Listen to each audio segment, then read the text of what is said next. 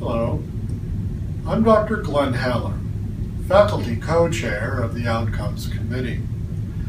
We are here today to try to answer your questions that have been impeding our outcomes processes, help push you in the right direction regarding PLOs, and hint at the future of learning outcomes here at ABC.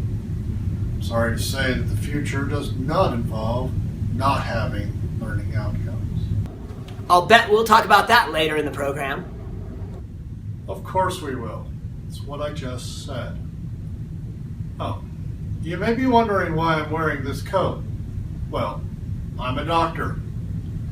True, I'm not that kind of doctor, so actually I have no idea why I'm wearing it. Let's get started, shall we? I have a lovely letter here from an instructor with an important learning outcome question. It reads, "Dear Outcomes, I have a dilemma here. I don't know what to assess. Do we assess the students in the class, the SLOs, the PLOs, the ILOs, any other O's you guys might think of?" I mean, you can't tell me we don't assess our students, our SLOs, and our PLOs. It's just what we do. But do we do it all the same way and turn it in the same time? Well, let's talk about that for a moment. Technically, yes, we do assess everything, but as this respected English professor will tell you, the definition of assess is to evaluate or estimate the nature, ability, or quality of. The definition of assess is to evaluate or estimate the nature, ability, or quality of a thing. But of course, assessing everything gets very confusing. Here's a common conversation. Okay, so I assessed everything. What do I turn into weave? Everything we assessed, I think. So they want everything on June 19th and September 30th? I'm confused. Me too.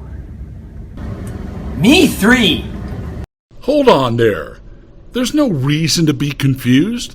Assessed has several synonyms. They include evaluate, judge, gauge, rate, estimate, appraise, consider, get the measure of, determine, analyze. This respected English professor knows.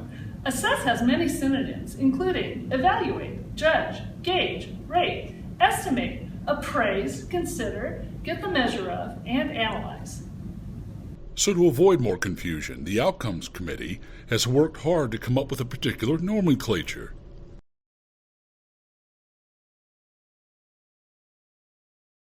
What, we couldn't find an expert for this? No, they say they're overworked. What? Overworked? Yeah, probably department chairs. Oh well, let's move on. We evaluate our students as we determine the SLOs. The data we gather from the evaluation is submitted to your facilitator. This process is data gathering. You remember the data we gather, right? Final grades because we've evaluated the students. I don't think that's right. No, it isn't. Final grades cannot be used as SLO data. Why not? I think I know, because SLOs are just parts of the whole class. Grades evaluate everything taught in that class. That's correct. But again, what data do we gather? I don't know, but I know it's not grades. This one I think I know. We decide how many students mastered a particular SLO. Is that all? Then how many students Actually tried to master the SLO. That's right. Remember, we need only two numbers for the facilitators. First, how many students mastered a particular SLO, and then how many students attempted to master the SLO. That's all? Just those two numbers? Yes, the facilitators will know what to do with it from there. Once the data has been gathered, we then assess or analyze the data. This is how we come up with your action plans. So I evaluate the students in my class and gather data for each SLO. Right. And then I give that data that I gathered to my facilitator. Is that what the June 19th deadline is for? The data we gathered evaluating our students? You're exactly on the right track. But But what about the September 30th deadline? Do we have to turn our data in there too? No. Think. What was the other word we emphasized for just this question? You're not talking about assess. I think he is. Yes, I am. But we're not using the word assess, I thought. No, we're using it here. Wait, what? First, we evaluate and data gather. That's the first step in the process. Now we have the data. What do we do with it? Assess the data! Good. We now assess the data so we can determine how well we are getting our students that necessary to show mastery and then figure out better ways to improve or maintain that. I'll bet we'll talk about that later in the program.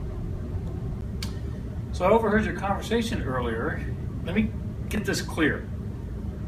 We evaluate our students and we gather that SLO data. We put it into Weave, and that's what's due June 19th, right? And then we take that data and analyze or assess it and determine action plans. The action plans are what is due on September 30th, right? You've got it. They know. First, we evaluate our students and gather the SLO data. We then get that put into Weave. That's what was due on June 19th. Then, we take that data and assess it and determine action plans. The action plans are due on September 30th. So, any other questions? Yes. How often do we have to evaluate students and gather data? Oh boy, that one. Okay, despite everything else you've heard, there has been no change. The Outcomes Committee wants you to gather data for every SLO for every section of every class for the entire cycle. Wait, we were told we only have to assess one SLO a year. I'll bet we'll talk about that later in the program. The Outcomes Committee has come to the decision that we need to gather data for every SLO for every section of every class for the entire cycle. But why do we have to gather data for every SLO, for every class? Yeah, that's just overkill, isn't it? We don't think so. In fact, we believe it's much better for your students in the long run. Most respectable statisticians will tell you that the more data you can collect, the more accurate your results will be. But don't take my word for it. Speaking as a respected statistician, I can tell you with certainty that the more data you collect, the more accurate the results will be. Clear proof that doing more is better. But remember, that's only for SLOs. PLOs are much different. You mean we don't do each PLO every year like you just told us? Actually, we didn't tell you that, but that's more than okay. We understand. The everys are for SLOs. When we're talking about PLOs, remember that is program learning outcomes. We do things a little different. Unfortunately, this is where a lot of the confusion started. Told you we'd get back to it. Well, why are they different? The Outcomes Committee has come up with two things that are different between assessing PLOs and gathering SLO data. First, the data has already been gathered, or should have been. We are not going to have to evaluate anything to gather the data. I'll bet we'll talk about that later in the program. The data, by definition, has been compiled for every section of every class. Therefore, there's no need to evaluate every PLO for data gathering. Second, PLOs are parts of degree and certificate programs, so they are by nature much more complex and require greater scrutiny. So the Outcomes Committee has recommended that only one PLO is done per program per year. Additionally, the committee recommends a different PLO is assessed every year. Okay, I've got that now. One PLO assessed per year and a different one every year. But wait, what's that about PLO data already being compiled?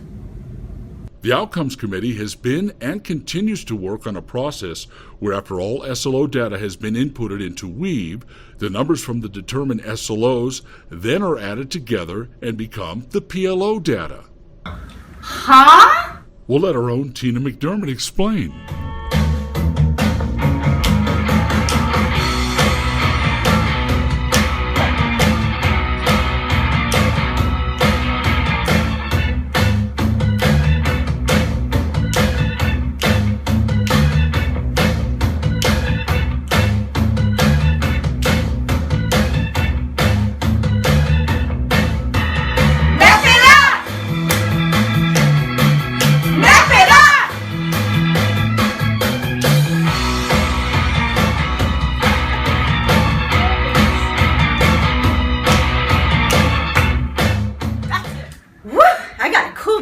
hear that.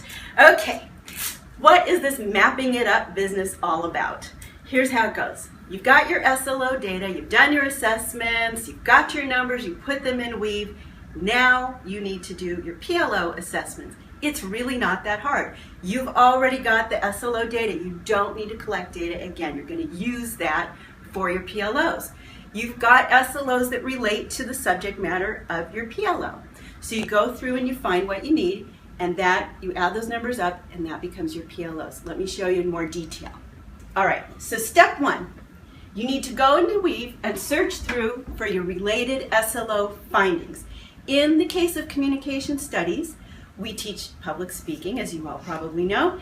2 of our classes really focus on that. We have 2 SLOs, one for each course, that focuses on a student's ability to present themselves well in an oral presentation, Com 101 and Com 103. So we look at that data. What did we find out? We've got 376 students out of 580 who passed SLO number 1 in Com 101, and 187 out of 249 who passed SLO number 2 in Com 103. Now, for the PLOs, all you have to do is a little bit of simple math. You take the blue numbers here, 376 plus 187 equals 563.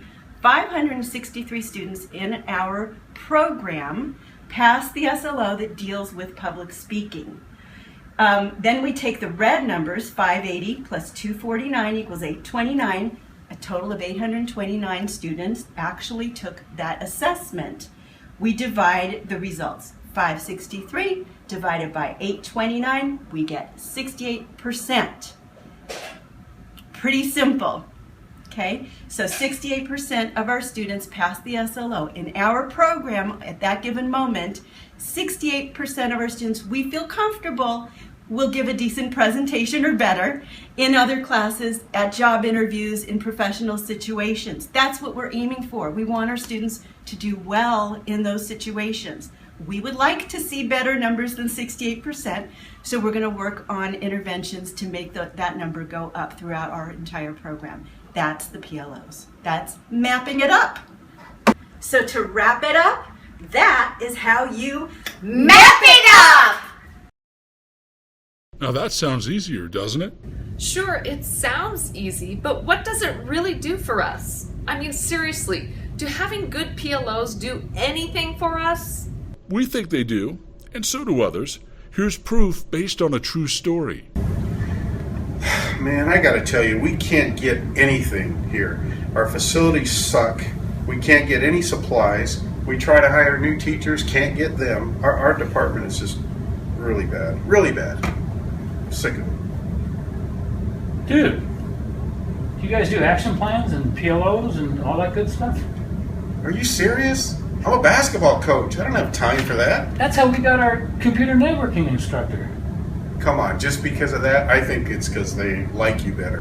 It really came down to having the PLOs and the action plans that said, hey, we need this position. And that PLO data showed it. Our needs were ignored for a long time. And it just came down to it, either we get a computer networking instructor or we close the program.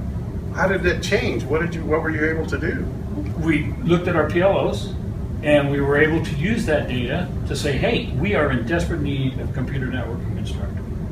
So you did all that paperwork, all that stuff, and then it came through for you? All what paperwork? All we did was take 5 to 10 minutes each time and type in some data into Weave. That was no big deal. It's not a lot of paperwork.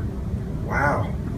Of course, I guess I've been wrong all this time. Yeah, there's a little bit more to it. I mean, I also supported that with labor market data and other things like that. But the reality is, we got to start using PLO data to show things. We're becoming a data-driven campus, and that's where that data is going to be. People are blowing it off, and that's fine. When you blow it off, you're going to get stinky weight rooms. Yeah, well, we certainly have one. I'll tell you what, I'm going to get all my paperwork together and hand it over to you. Thanks a lot. Yeah, good luck with that, pal. And it can work for you, easier than you might think, by sitting down and really looking at the data and make thoughtful analysis of it. Remember, good data leads to good hard reasons why you need things to better your program. Now, we look to the future. What's in store for Antelope Valley College and Outcomes? Told you we'd get back to it. We're working to find an easier and better alternative to Weave, one that provides easier data storage and compilation. We are working on a computer system that allows you to input your SLO grades when you turn in your grades. So the data gathering is done when your grades are done. We will be working hard to get every discipline that can to use the map-up method, so the only two things faculty have to do once they have their SLOs and PLOs in place is input the SLO data and then assess the data through discussion within the discipline. We're working toward more and better education and information regarding outcomes and their uses to better serve our students.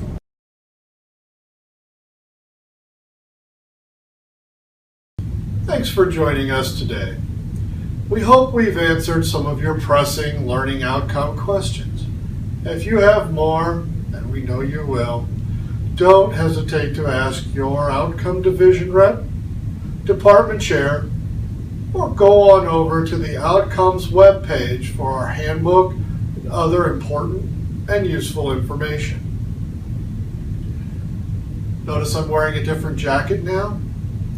That's because I'm the kind of a doctor that determines that you have to put up with stuff like this. This was for informational purposes only. Your discipline may vary. Some information not valid in health sciences and others who use outside licensing, which the Outcomes Committee is just fine with and will continue helping to make their learning outcomes experience just as helpful and important as the rest of the schools. Outcomes may cause headaches, dizziness, but contains no artificial ingredients or preservatives. No animals were harmed in the making of Outcomes, though if you're listening to Glenn, a couple of computers and brain cells ended up not making it to the end of this.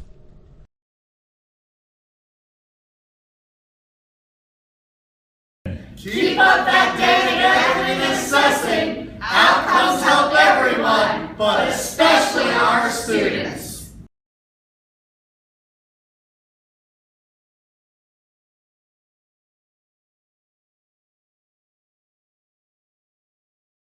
It's going to go viral, I'm telling you.